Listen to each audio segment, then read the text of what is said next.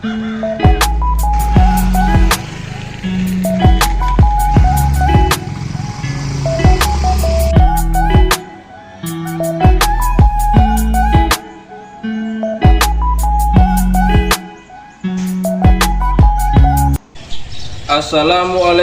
warahmatullahi wabarakatuh. Alhamdulillahirabbil alamin. Puji syukur kita panjatkan kehadirat Allah Subhanahu wa taala yang telah memberikan kita kesehatan sehingga pada hari ini insya Allah saya akan melaksanakan video pembelajaran. Yang terhormat dosen penguji PPG dalam jabatan angkatan ketiga kategori 1 tahun 2023. Semoga Bapak dan Ibu selalu diberikan kesehatan dalam melaksanakan semua aktivitas. Perkenalkan, nama saya Mansur A.L. Pinapa. Saya merupakan guru bimbingan dan konseling di SMA Negeri 1 Kasimbar, sekaligus sebagai mahasiswa PPG dalam jabatan angkatan ketiga kategori 1 tahun 2023 dengan nomor induk mahasiswa A61123 839. Pada kesempatan hari ini, Selasa tanggal 5 Maret 2024, saya akan melaksanakan uji kinerja atau UKIN dengan topik perilaku bullying verbal dengan menggunakan pendekatan rasional emotif behavior therapy atau REBT menggunakan layanan konseling individual. Untuk lebih jelasnya, berikut video pembelajaran yang akan saya laksanakan. Mohon saran dan masukannya agar saya bisa lebih baik lagi ke depannya. Assalamualaikum Pak. Waalaikumsalam. Iya, terima kasih. Silakan.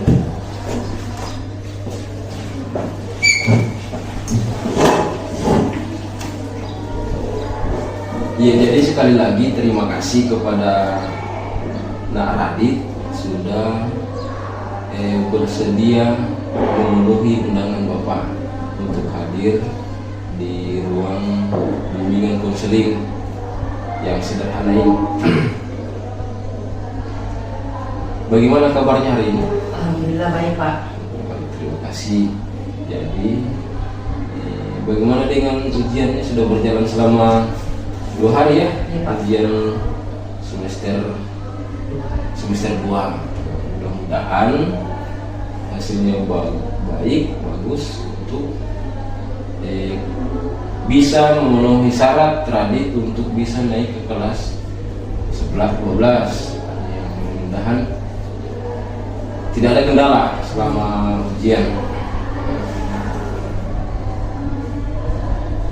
Sebelum saya ini cuma sekedar mengkonfirmasi sebenarnya terhadap hal-hal atau berita yang berdasarkan observasi dan wawancara saya terhadap guru mata pelajaran, terhadap Nak Radit. Jadi di sini sebelum kita masuk untuk memulai kegiatan kita pada hari ini, alangkah baiknya. Saya lihat ini Radit kayak macam tegang. Sudah tahu kan kenapa dipanggil ke sini? Ya, jadi untuk lebih rileks, untuk lebih alangkah baiknya kegiatan ini kita mulai dengan berdoa. Ya, itu karena kita sama-sama Islam kan? Jadi saya pimpin doa dengan mari kita membacakan surat Al-Fatihah agar harapan kita kegiatan ini sampai dengan selesai dapat berjalan dengan lancar. Untuk itu berdoa dimulai. Auzubillahiminasyaitonirrajim. Ya, doa selesai.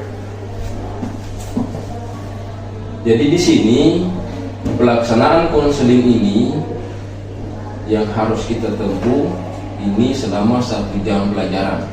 Ya, berarti di sini kita selama 45 menit untuk memberikan saya pengetahuan, memberikan saya klarifikasi bahwa berita yang beredar ini benar terjadi, Nak Radit atau tidak, tentang kejadian yang saya dapat informasi.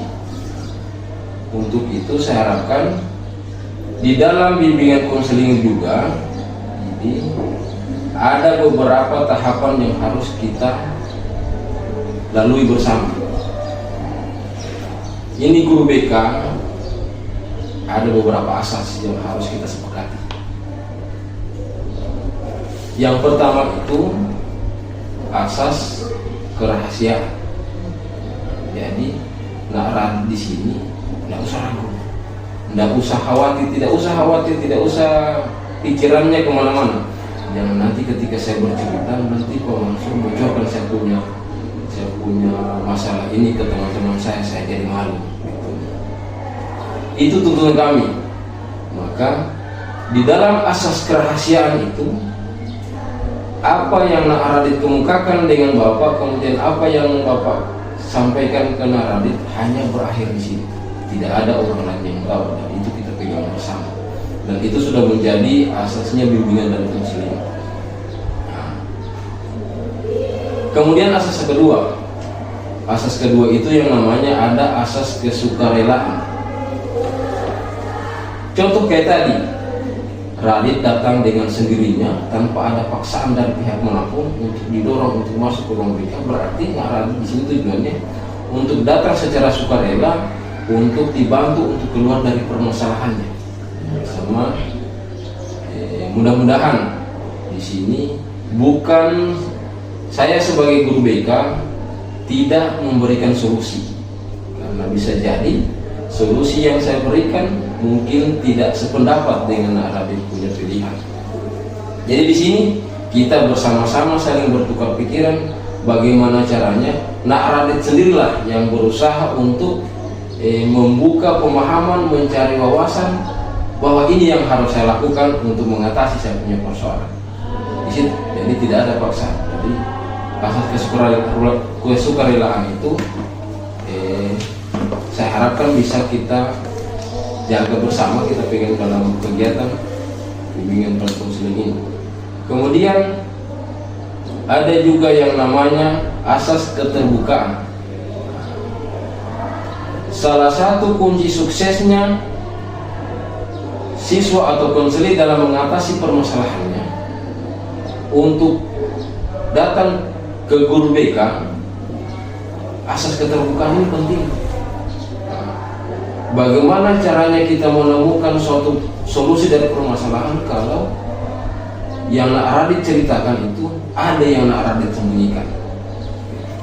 Jadi makanya saya bilang tadi, kesuksesan kegiatan ini Nak Radit harus betul-betul terbuka dalam menceritakan seluruh persoalan-persoalan apa sebenarnya yang terjadi, bagaimana akar permasalahannya dan bagaimana penyebabnya sampai Nak Radit berbuat seperti itu. Gitu. Kemudian juga yang berikut, asas kenormatifan. Tentunya kita di sini berdasarkan dengan norma-norma adat, norma agama, norma Pancasila. Itu contoh seperti ini. Saya berpakaian rapi, Radit juga pakaian seperti ini. Rapi itu berdasarkan norma-norma yang ada berlaku di daerah kita yang menjunjung tinggi tata krama, sopan santun, agama, adat dan adat istiadat.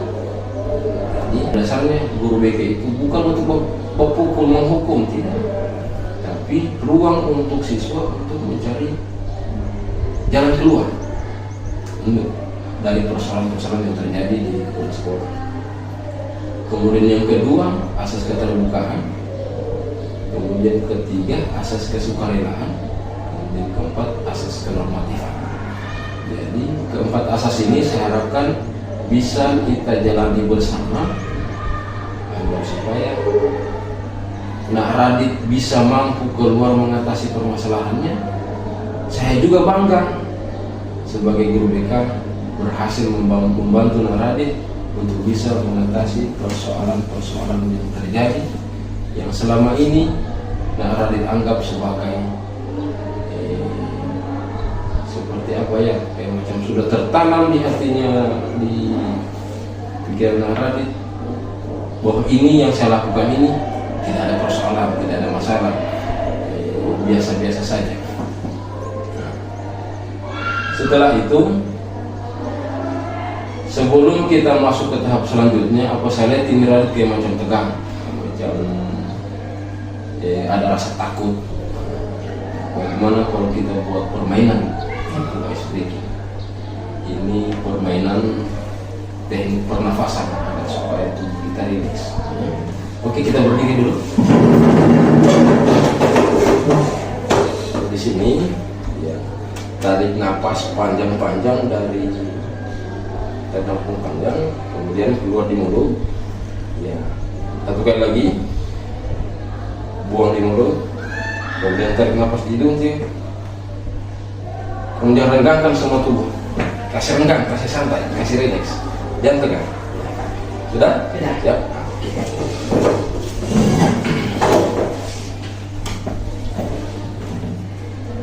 Setelah saya rasa sudah mulai fresh ini, bagaimana? Kita sudah boleh untuk lanjut ke tahap selanjutnya. Pak, siap. Bagaimana si Radit bisa menceritakan permasalahannya, rileks, lebih santai, tenang. Di sini saya berikan kebebasan Radit sepenuhnya. Anggap saya ini sebagai kakak, anggap saya ini terserah Radit. Anggap saya ini sebagai orang tuanya Radit, atau anggap saya sebagai kakaknya Radit, atau anggap saya sebagai teman curhatnya Radit, itu terserah Radit. Yang jelas, ketika Radit menceritakan permasalahan-permasalahannya, tidak ada penekanan sama sekali dari saya bahwa saya tekan, bahwa saya tekan Radit harus menceritakan, harus begini, harus tidak. Saya berikan kebebasan, saya berikan ruang seluas-luasnya untuk Radit menceritakan semua permasalahan-permasalahannya agar bisa membantu mencarikan solusi. Ya, bisa? Bisa Pak. Oke.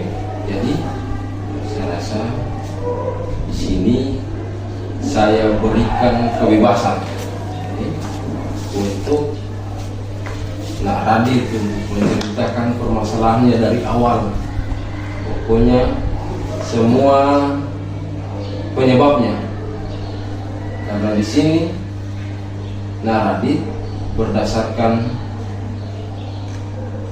observasi saya dengan wawancara terhadap guru mata pelajaran dan wali kelas, bahwa Radit ini adalah seorang yang berperilaku sering melakukan bullying terhadap teman-temannya kan. Itu informasi. Makanya saya mau klarifikasi di sini, apakah berita itu benar? Di sini saya dengar kasusnya bahwa Radit ini sering melakukan bullying verbal terhadap temannya, terhadap sesama, baik di kelas sendiri ataupun di teman-teman di luar kelas. Bullying verbal itu contoh kata-katanya biasanya seperti menyebut dengan kata-kata kasar, atau menyebut nama-nama hewan, atau menyebut dengan kekurangan-kekurangan teman. Misalnya dia jelek, hitam, tanpa kita sadari kata-kata yang kita keluarkan itu bisa jadi menyakiti hati. Saya rasa itu yang sering terjadi dengan Radit. Apakah itu betul? Betul Pak. Ya, jadi di sini saya berikan kebebasan untuk Radit untuk menceritakan. Dipersilakan. Silakan untuk menceritakan semua permasalahan tentang bullying yang dilakukan di kelas dengan teman-teman. Saya sering Pak membuli temanku dengan mengejek mereka. Saya biasa tuh bully orang dengan kata kasar. Dia bilang mereka tuh anjing dan menyebut nama orang tua Bapak. Apa landasannya Radit untuk melakukan itu? Saya melakukan itu tuh awalnya tuh saya cuma bercanda begitu, tapi lama-kelamaan tuh kayak terbiasa begitu ya. Baru saya kalau membuli temanku itu saya kayak berpuasa, saya tuh kayak disegani temanku, ditakuti, gitu Pak. Kalau pola pergaulan dari pelaki ya? Iya Iya, Pak. Pak Lapi, kalau pola pergaulan di lingkungan sekolah, di lingkungan teman bermain di Pak Lapi atau di rumah, bagaimana? Bagaimana biasa kalau di rumah sering mengeluarkan kata-kata begitu atau dengan teman-teman di kampung? Nanti teman di kampung saja Bapak. Nah, teman lingkungan bermain berarti ya coba ceritakan. Kalau di lingkungan bermain biasa bagaimana bercandanya? Biasa bercanda gitu Bapak, bahina dia seperti kurus, jelek, hitam dia. Lingkungan bermain, Iya. teman situ. Dan memang ada orang seperti itu di lingkungannya Radit. Ada Bapak. Dan itu biasa juga saling mengejek atau cuma Radit saja yang mengejek? Atau Radit sendiri saja yang mengejek begitu atau ada sebabnya biasa berdasarkan kakak-kakak yang di kampung? Nah, jadi ambil contoh dari situ. Iya Bapak, misalnya dari situ. Nah, ambil contoh dari kakak-kakak yang terjadi di kampung bahwa ini kata-kata kasar, anjing, jelek, dan itu lain-lain itu mencontoh dari mereka. Iya Bapak. Jadi di sini berarti permasalahannya Radit ini intinya adalah pola pendidikan atau pergaulan, bahwa pergaulan yang tidak lagi terkontrol, pola pergaulan yang seakan-akan mengeluarkan kata-kata kasar itu adalah hal yang biasa. Padahal tanpa kita sadari, bisa jadi yang kita keluarkan itu, yang tadi misalnya tadi yang kita hina itu orangnya mungkin memiliki potensi bisa berkembang lebih baik. Jadi karena keluar kata-kata kasarnya kita, dia jadi sakit hati, jadi minder, jadi takut bermain, bisa jadi depresi, bunuh diri, bahkan ada sampai bunuh diri. Makanya ini adalah hal yang memang di luar nalar kita, kita anggap itu sebagai bahan candaan, padahal itu dia punya efek berkembang sampai ke masa depan. Contoh kayak Radit sekarang, mungkin perlakuan itu didapatkan dari kakak-kakak itu ketika Radit masih kecil, ketika masih SD mungkin, ketika lingkungan bermain yang memang negatif, maka itu secara otomatis akan mendidik kita untuk menjadi berbau ke lingkungan itu. Contoh saja, barang siapa yang berteman dengan penjual parfum, berarti dia akan kebagian wanginya. Barang siapa yang berteman dengan penjual kambing, maka dia akan terbawa bau kambing. Begitu juga dengan permasalahan ini yang dihadapi.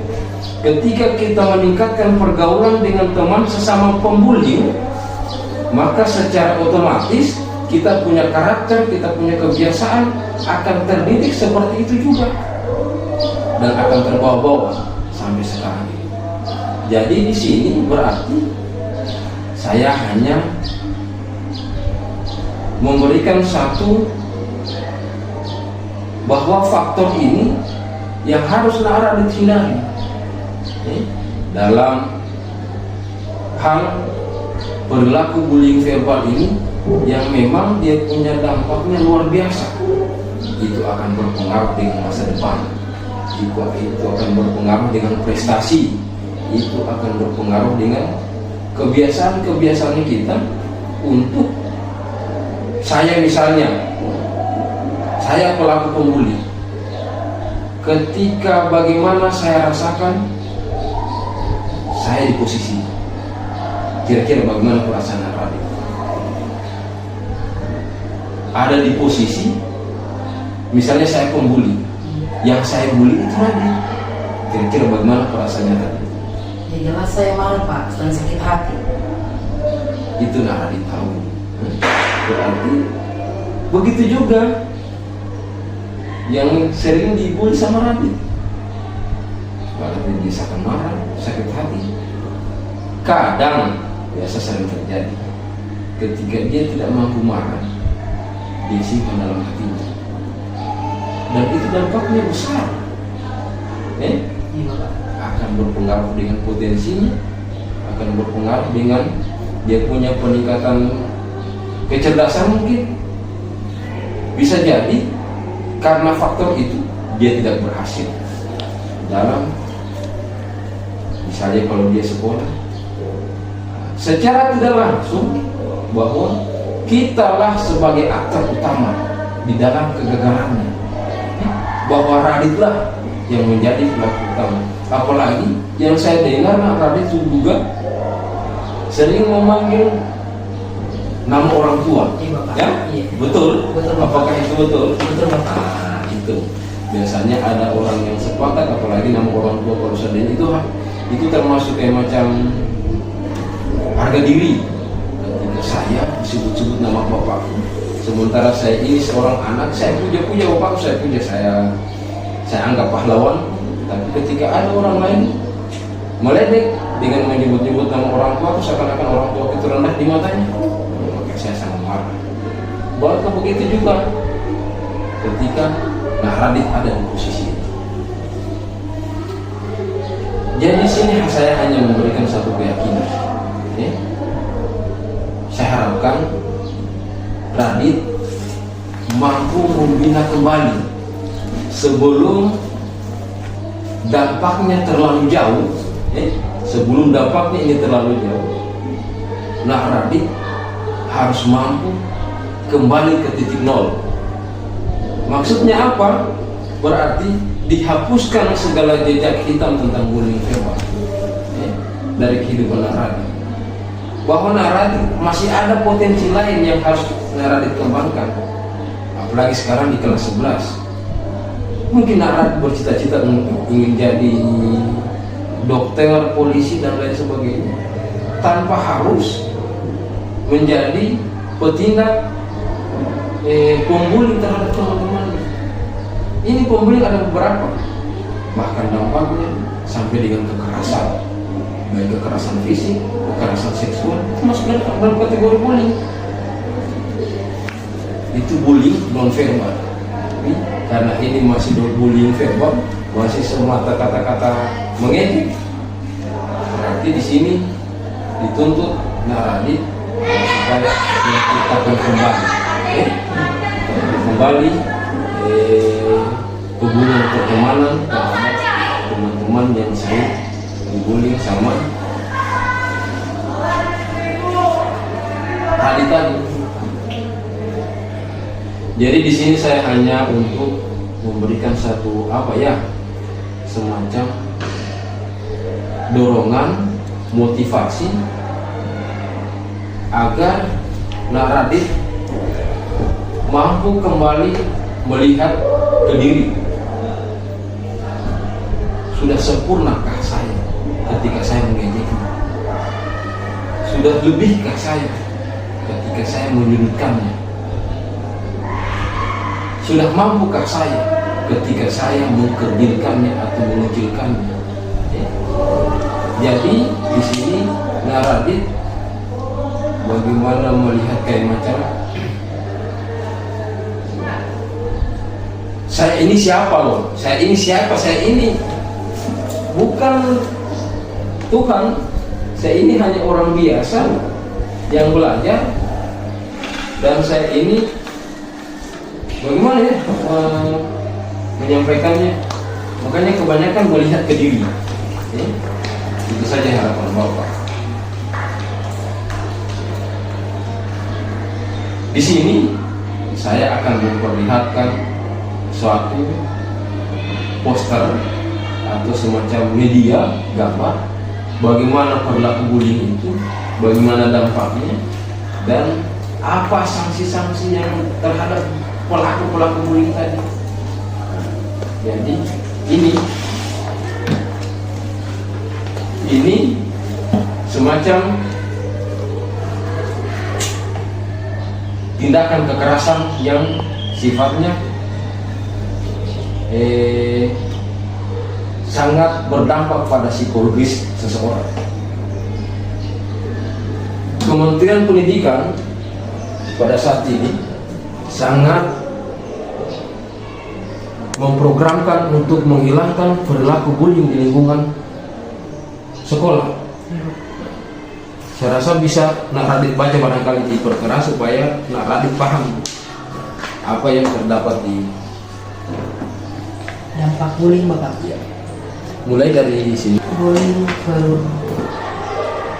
merupakan rangkaian aksi negatif dan agresif yang dilakukan satu atau kelompok orang terhadap pihak yang lemah dan tujuan membuat rasa ketakutan dan tidak nyaman. Dilakukan dalam kurang waktu tertentu dan berulang, biasanya bermuatan kekerasan dan penghinaan. Dampaknya depresi dan sering merenung, kehilangan selera makan, sulit berinteraksi, kehilangan konsentrasi dalam belajar. Kemudian dasar hukum. Dasar hukumnya Undang-Undang Nomor 35 Tahun 2014 tentang Perlindungan Anak. Undang-Undang 35 per 2012 Pasal 76C. Setiap orang dilarang menempatkan, membiarkan, melakukan, menyuruh, atau turut serta melakukan kekerasan terhadap anak. Dia punya sanksi? Sanksinya pidana penjara paling lama 3 tahun 6 bulan. Dendanya 72 juta rupiah. Berarti begitu. Kalau misalnya ini berdampak, berarti sama halnya kalau tidak dibawa di proses hukum, dampaknya bullying ini besar. Bahkan mampu membunuh karakter seseorang. Gara-gara Radit ini, ketika di masa dewasa nanti, misalnya ada teman yang sempat Radit bully. Saya punya cita-cita ingin jadi dokter. Gara-gara Radit saya tidak mampu ciptakan, saya tidak mampu penuhi saya punya cita-cita. Karena Radit bercita-cita ingin jadi apa ke depan, maka terputus cita-cita ketika Radit akan menerima sanksi. Apakah mampu membayar 72 juta dia dendanya? Tidak Bapak. Tidak kan? Itu berarti harapan saya ke depan. Ketika Radit sudah melihat bahwa ini dampak dari bullying, bahwa ini dasar hukumnya dan sanksinya, berarti saya rasa Radit sudah tahu menentukan arah tujuan pilihan untuk memperbaiki lagi ke depannya, bahwa perilaku bullying itu adalah perilaku yang sangat tidak terpuji.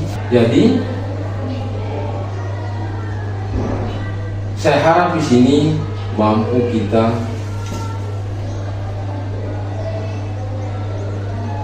memberikan satu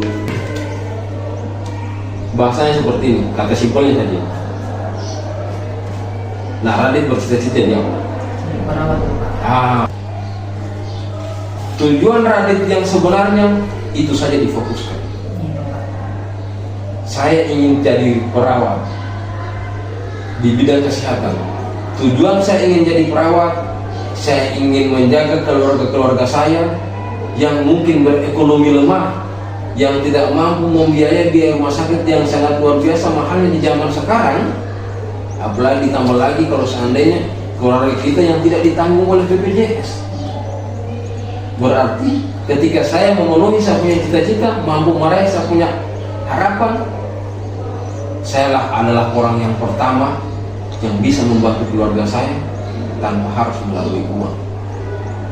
Saya fokus belajar, terus belajar, dan terus belajar. Iya Bapak. Itu tujuan sebenarnya. Bullying itu bukan. Bullying itu adalah hal negatif yang harus saya buang jauh-jauh.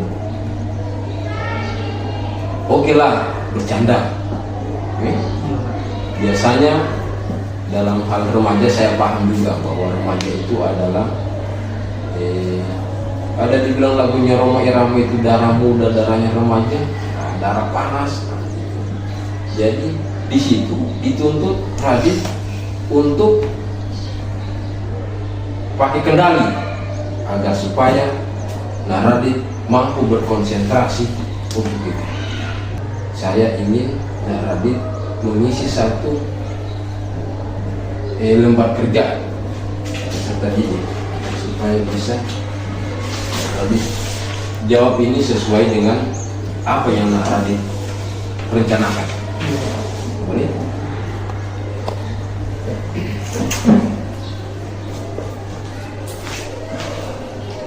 Di sini isi nama kelasnya.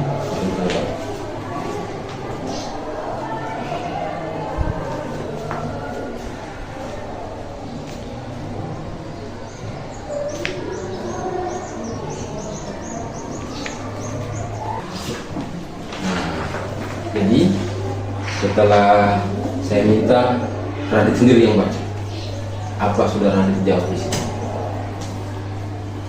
Baca keras-keras supaya saya bisa dengar dengan soalnya. Soalnya bagaimana sikap kamu ketika ada teman yang dibully? Saya akan menamaikan mereka berdua, terus saya akan memberitahu si pembuli agar tidak melakukan lagi karena itu tidak baik. Yang kedua, upaya apa yang kamu lakukan untuk mencegah terjadinya bullying verbal? Saya tidak akan menyebut nama orang tua dan saya meminta maaf kepada teman saya, dan saya tidak lagi berkata kasar kepada teman saya. Dan itu harus Radit sepakati, Radit jalan. Jadi ini bisa diaplikasikan dalam kehidupan di kelas maupun di teman bermain, bisa? Iya Bapak, bisa. Berjanji? Janji Bapak. Mantap kalau begitu, oke. Kita sepakati, dan ini salah satu bentuk selain jawabannya Radit ini adalah salah satu janji Radit. Ini janji Radit baik. Yang pertama-tama itu di sini Radit berjanji sama Tuhan, sama Allah. Bahwa tadi kita punya kegiatan dimulai dengan doa, berarti Allah yang meridhoi. Saya harap ini bisa, karena ini akan Radit pertanggungjawaban. Bisa yakin, tetap fokus pada apa yang dicita-citakan. Jadi saya di sini hanya menginginkan Radit tetap konsisten, tetap konsentrasi bahwa tujuan saya adalah menjadi perawat, bukan cita-cita saya untuk menjadi pembuli. Bahwa pembuli ini pasti dampaknya kalau terbawa nanti, yakin dan percaya. Mau Radit dalam penjara? Tidak Bapak. Tidak kan? Karena kenapa? Ini bully ini ada punya level-level. Sekarang bullying verbal tidak diminta. Ketika yang kita bully itu kita ejek keberatan, dia pukul kita, kita melawan. Ketika di bawah dihukum, apa dasarnya? Sehingga kamu bakal lain. Dia Pak, dia mengejek saya pertama. Berarti paling tuntutan hukum yang bersalah itu siapa yang pembuli tadi yang pertama. Dan itu kalau saya berlaku di Radit, maka berakhir sudah pupus, sudah harapan dan cita-cita Radit tadi ingin jadi perawat. Ya? Iya Bapak. Sudah? Sudah.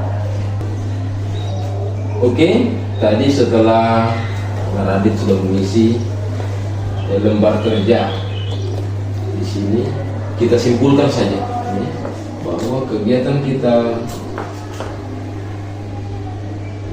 dari pertemuan pertama bahwa Radit berjanji untuk tidak lagi menjadi pembuli. Kemudian yang kedua, apa tujuan utama?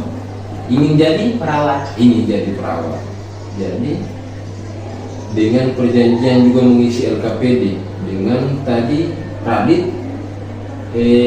melihat poster tentang dampak bullying ini seperti apa, dengan sanksi, bahkan dengan dampaknya, bahwa bullying ini adalah hal yang harus dihilangkan dari kehidupan kita.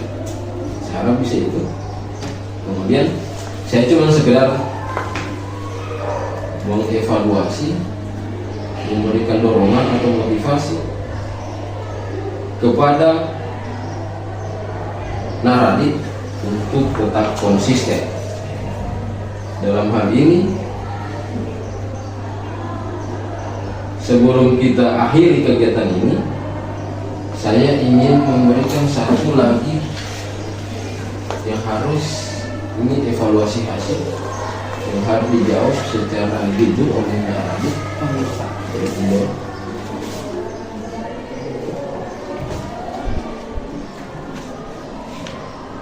Dicontreng Bapak? Iya, dicontreng.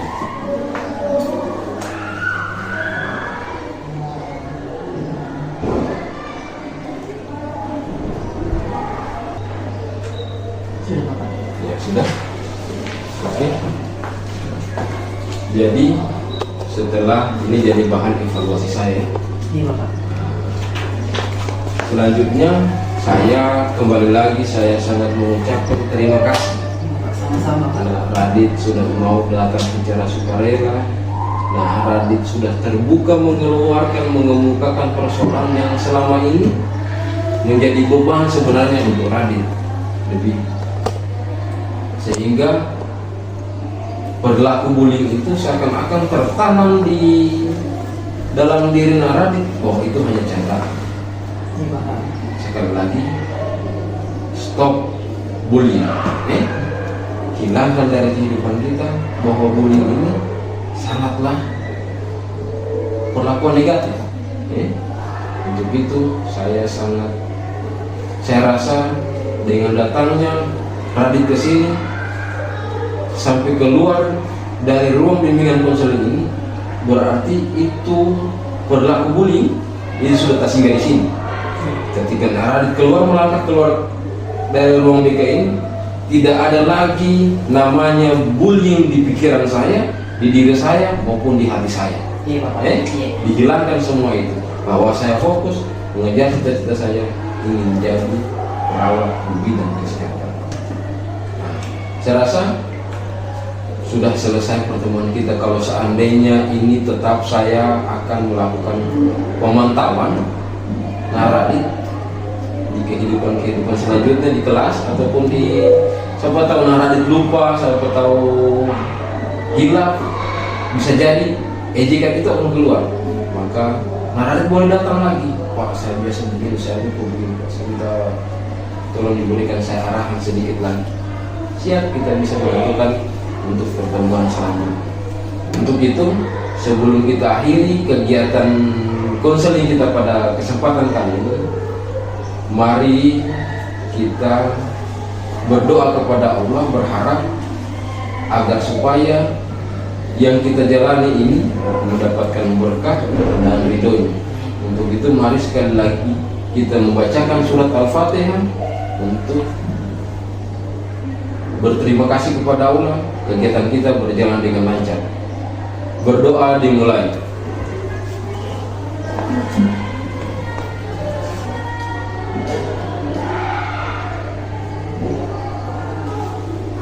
Oke, terima kasih Radit untuk datang ke sini. Saya rasa kegiatan kita sudah selesai. Dan wassalamualaikum warahmatullahi wabarakatuh. Oke, terima kasih.